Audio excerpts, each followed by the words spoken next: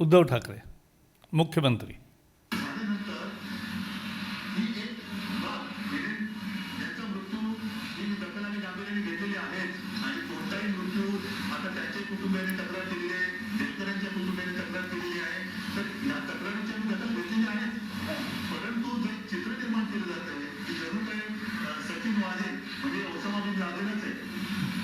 बस मुख्यमंत्री 11 मार्च को कहते हैं कि सचिन वाजे ओसामा बिन लादेन नहीं है, सर्टिफिकेट दे रहे. 14 मार्च को संजय राउत कह रहे गिरफ्तारी के बाद कि एक होनहार, काबिल, कामयाब, इंटेलिजेंट इन्वेस्टिगेटिंग ऑफिसर को तकलीफ दी जा रही है. यानी जिसके बारे में अब इतना सारा खुलासा हुआ है, उसके लिए इनका समर्थन कर रहे थे आखिरी दम तक. ये क्यों कर रहे थे? कि कहीं सच्चाई ना उगाले. सचिन वाजे कहीं सच न बोले और उसके लिए उसका समर्थन उसके जेल जाने के बाद भी शिवसेना नेता कर रहे थे. फिर अब सचिन वाजे का पत्र आया. पत्र में तो कोर्ट को दिया है और उसमें तो जो आरोप लगे हैं वो बहुत ही संगीन है.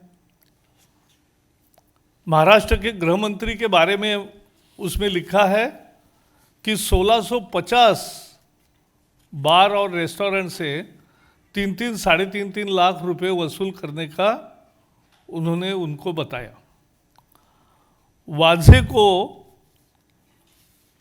रीइंस्टेट करने के लिए, रीइंस्टेट को निकालने वाले थे तो निकालने नहीं चाहिए, न निकाले, इसके लिए 2 करोड़ रुपए मांगे.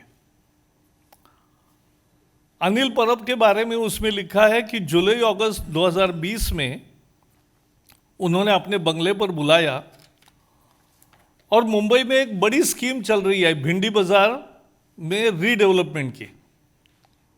तो रीडेवलपमेंट के स्कीम के ट्रस्टियों की एक कंप्लेंट थी, तो उनको बुलाओ बोले और कंप्लेंट का निमित्त से 50 करोड़ उनसे मांगो. वसूली के सिवा कुछ है ही नहीं उसमें. जनवरी 21 में बुलाया. उन्होंने कहा मुंबई कॉरपोरेशन के जो कॉन्ट्रैक्टर है जिनके खिलाफ कंप्लेंट है, ऐसे 50 कॉन्ट्रैक्टर है, उनको बोलो कि या तो कार्रवाई बहुत आगे जाएगी, नहीं तो 2-2 करोड़ रुपए दे दो, तो 100 करोड़. और इलीगल गुटखा, अगर इलीगल ट्रेड कोई भी चलता है तो उसको पकड़ना राज्य सरकार का काम होता है. लेकिन ये पकड़ने की बात नहीं कर रहे हैं, कह रहे हैं कि उनको बुलाओ और उनसे 100 करोड़ ले लो. यानी यही हिसाब 250 करोड़ का लग गया. तो ये पूरी लूट चल रही थी. लेकिन जैसे ही अनिल परब पर आरोप किया, तब अब एकदम संजय राउत की प्रतिक्रिया बदली. उद्धव ठाकरे चुप हो गए और अब ये समझने आया कि ये सच्चाई अगर उगालेगा तो उसके लिए अब उसकी भर्त्सना का भी या उसके खिलाफ आज स्टेटमेंट एक छोटा दिया है. So Shiv Sena and this government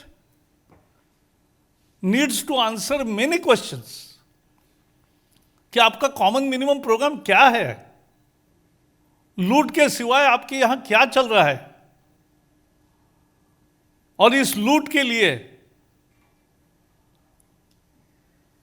अगर आप सत्ता में आए हैं तो जनता को भी अपनी ताकत दिखानी पड़ती है.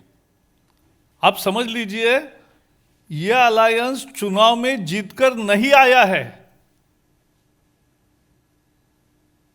चुनाव में तो भारतीय जनता पार्टी और शिवसेना अलायंस थी. शिवसेना के सभी उम्मीदवार मोदी जी का फोटो लगाकर चुन के आए.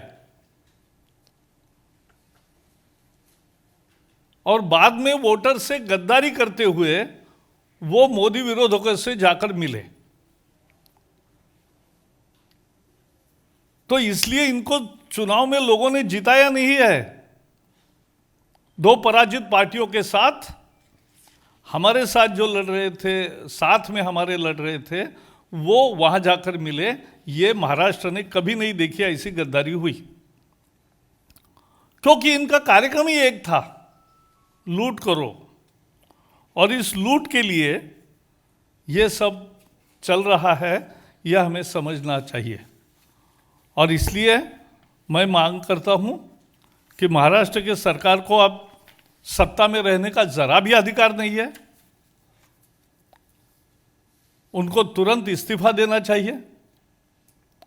और क्या दिखाएंगे दिन, रोज इतनी सारी बातें सामने आ रही है। वाजे रीइंस्टेट होता है, पुलिस ही बम रखती है, हिरेन की हत्या होती है, वाजे का समर्थन करते हैं मुख्यमंत्री, परमवीर सिंह की चिट्ठी आती है, जज की कमेटी होती है, रश्मि शुक्ला की रिपोर्ट आती है, सीबीआई की जांच होती है, अनिल देशमुख का इस्तीफा होता है, एनआईए की जांच चल रही है, वाजे की गाड़ियां और कलाकारियां रोज नए खुलासे हो रहे हैं। और अब वाजे का पत्र आया कोर्ट को दिया हुआ, उससे ये इस अलायंस का चरित्र सामने आया कि ये क्या है अलायंस। और इसलिए इनको सत्ता में रहने का बिल्कुल भी अधिकार नहीं है, उनको इस्तीफा देना चाहिए। क्योंकि ये जो उनका रूप इस पत्र के द्वारा दिखा, कितना फैल गया भ्रष्टाचार, इतना फैला हुआ भ्रष्टाचार शायद ही किसी राज्य ने देखा होगा, इतना भयंकर। और ये भ्रष्टाचार ही महाराष्ट्र की अब पहचान बन गई इस सरकार में। और इसलिए हम इस पर केवल भर्त्सना नहीं करते, हम मांग करते हैं कि इस सरकार को अब सत्ता में बने रहने का जरा भी अधिकार नहीं है। मेरे तरफ से इतना ही है। इस पर कुछ पहले सवाल है तो जरूर पूछिए। Any questions? मराठी में जिनको मराठी चाहिए तो मैं 1-2 मिनिट में संक्षेप में बताऊंगा। महाराष्ट्राच्या अब्रूची पूर्ती लक्तर निघाली। गेल्या महिन्या 2 महिन्यामध्ये महाराष्ट्रामध्ये जे घडलं ते अतर्क्य होतं। पहिल्यांदा वाजे रिइन्स्टेट झाले, तिथपासून या कथेची सुरुवात होते। पण पोलीस बॉम्बचा तपास करतात, बॉम्ब ठेवतात, हे पहिल्यांदाच पाहिलं जगातलं उदाहरण आहे, मला वाटतं पहिलंच असेल। हिरेन मनसुखची हत्या होते, ज्याची गाडी होती। मुख्यमंत्री आणि त्यांचे मुख्य प्रवक्ते सचिन वाझेचं समर्थन करतात। परमवीर सिंग कमिशनर आहेत, त्यांचीच चिठ्ठी येते की माझ्याकडे 100 कोटी रुपये मागितले होते। रश्मी शुक्लांचा रिपोर्ट येतो, कशा बदल्यांमध्ये घोटाळा झाला। एक जजची कमिटी नियुक्त केली जाते, जी कमिशन ऑफ एन्क्वायरीमध्ये नसते, जी फक्त तोंडेखली असते, ॲडमिनिस्ट्रेटिव्ह असते। मग सीबीआय एन्क्वायरी येते, त्यामुळे अनिल देशमुखांना राजीनामा द्यावा लागतो। एनआयएची चौकशी रोज प्रगती करते आहे, रोज वाझेंचे नवे नवे पराक्रम लक्षात येत आहेत। आणि आता वाझेंनी एनआयए कोर्टाला दिलेले पत्र आहे, हा तर एक अर्थाने बॉम्ब आहे, कारण याच्यामध्ये त्यांनी 250 कोटी रुपयाच्या भ्रष्टाचाराचं तारीख, महिना, ठिकाण सगळ्या सहित वर्णन केलं की देशमुखांनी त्यांना काढू नये म्हणून 2 कोटी रुपये कसे मागितले। 1650 बारमधून प्रत्येकी 3-3-3.5 लाख रुपये गोळा करण्याचं म्हणजे परमवीर सिंगांच्या चिठ्ठीचं एका अर्थाने यातही एक आणखी समर्थन त्याचं मिळालं आहे। अनिल परब यांनी कसं पहिलं भेंडी बाजार रिडेव्हलपमेंटवाल्यांकडून 50 कोटी मागा, कॉन्ट्रॅक्टर्सकडून 50 कॉन्ट्रॅक्टरकडून 100 कोटी मागा आणि गुटखा इलिगल ट्रेड चालतो त्यांच्याकडून कसे 100 कोटी मागा, अशा स्वरूपाचं सगळं सांगितलं. असं त्या पत्रामध्ये लिहिलं आहे. हे पत्र गंभीर आहे आणि म्हणून एकूण महाराष्ट्राची लक्तरं निघाली हे त्यातलं सत्य आहे. ही महाविकास आघाडी नसून महावलसुली आघाडी आहे आणि यांचा common minimum program CMP, collect money through police, असा आहे. हेच या गेल्या 2 महिन्यातल्या घटनातून दिसतं आणि म्हणून महाराष्ट्राच्या सरकारला आता सत्तेवर राहण्याचा जरासुद्धा अधिकार नाही, कारण हे मुळात जनतेने निवडून दिलेलं सरकार नाहीच आहे. जनतेने भारतीय जनता पार्टी शिवसेना आघाडीला बहुमत दिलं. शिवसेनेचे उमेदवार मोदींचा फोटो लावून जिंकून आले आणि नंतर मोदी विरोधकांची हात मिळवणी करणे, त्यांना वसुली हा त्यांचा मुख्य इंटरेस्ट होता. आणि म्हणून ही जी रूप आलेलं आहे बाहेर, हे अतिशय गंभीर आहे. महाराष्ट्राच्या सरकारने राजीनामा द्यावा अशी आम्ही मागणी करतो. हाच आजचा मुद्दा आहे. Any other question? हाँ बताओ.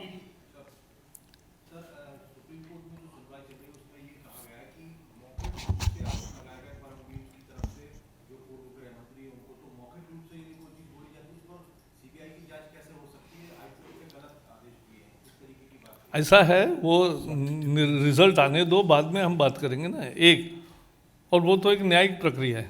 हाँ सर, वेस्ट बंगाल से जुड़ा हुआ ईडी ने कोर्ट में एक हलफनामा दिया है. उसमें ये कहा है कोल स्कैम में मई से सितंबर 2020 के बीच में 167 करोड़ रुपए दिए गए थे बांकुरा के इंस्पेक्टर, जो कि अनूप मांझी के द्वारा दिए गए थे, और ये पैसा अभिषेक बनर्जी के रिश्तेदारों को मिला.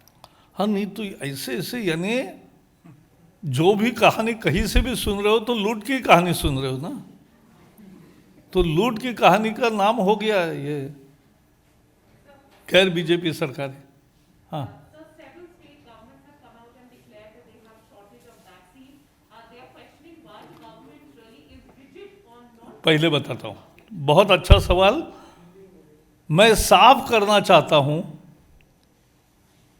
कि जैसे महाराष्ट्र में आज सुबह 23 लाख डोसेस महाराष्ट्र सरकार के पास है. दिन में 4, 5, 6 लाख जितने भी लगाएंगे उससे ज़्यादा कल आते हैं और 3-3 दिन का पाइपलाइन में रहता है. 23 लाख यानी 5-6 दिन का स्टॉक है. अब वहाँ जिलों में भेजना, जिलों से तहसील में जाना, तहसील में वो जहाँ सरकारी हॉस्पिटल में या प्राइवेट हॉस्पिटल में मिलता है वहाँ तक डिस्ट्रीब्यूट करना, ये राज्य सरकार की जिम्मेवारी है, केंद्र सरकार की नहीं है. केंद्र सरकार सभी राज्यों को जितनी उनकी क्षमता है, कल जितने दिए उससे ज़्यादा आज के मंजूर होता है कोटा. आज जितने देंगे उससे ज़्यादा कोटा कल के लिए मंजूर होगा. तो ये सूत्र है. क्योंकि महाराष्ट्र में इतने सब बोल रहे हैं 5 लाख डोज तो खराब कर दिया. 5 लाख डोज कम नहीं होते. 5 लाख डोज खराब हुए क्योंकि प्लानिंग ही नहीं ढंग से. एक वायल निकालने के बाद 10 लोगों को लगना है टीका, उसमें 10 लोगों का टीका होता है. तो 4-5 लोगों को दिया, बाकी लोग वहाँ नहीं आए, खराब हुआ. ऐसा कैसा चलेगा? तो प्लान करना पड़ेगा. ये राज्य सरकार की ड्यूटी है. राज्य सरकार अपना काम ठीक नहीं कर पा रही है और दूसरे को दोष दे रही है. ये तो उल्टा चोर कोतवाल को डांटे, ऐसी स्थिति है. Sir, but you are talking only about Maharashtra. There are other states also. नहीं, because I have taken full information on Maharashtra, but you can take from health official information of all other states, but the story runs the same. कहीं भी 3-4 दिन का stock हमेशा रहता ही है और उतना पाइपलाइन में रहता है, वो और आता रहता है. जितने आप वैक्सीनेशन करोगे उससे ज़्यादा स्टॉक सरकार देती रहती है. ये सब देश भर में सच है. सर, एक सवाल है. एक आरटीआई सामने आया है कि उन्होंने बोला है, रिप्लाई किया आया है, सामने आया है कि तथ्य इंफॉर्मेशन कि गवर्नमेंट ने व्हीकल रजिस्ट्रेशन डेटा एक प्राइवेट कंपनी को. ये नहीं, नितिन गडकरी जी को पूछिए. ये ऐसे नहीं है. मोस्ट ट्रांसपेरेंट वे में हम आगे बढ़ रहे हैं. सर, राहुल गांधी कह रहे हैं कि इंटरनेशनल, मार्केट में तेल की कीमतें कम हो गई, हाँ, यहाँ नहीं। ये बहुत पुराना लॉजिक है, जब उनकी सत्ता थी उनको ध्यान नहीं था। Thank you everyone.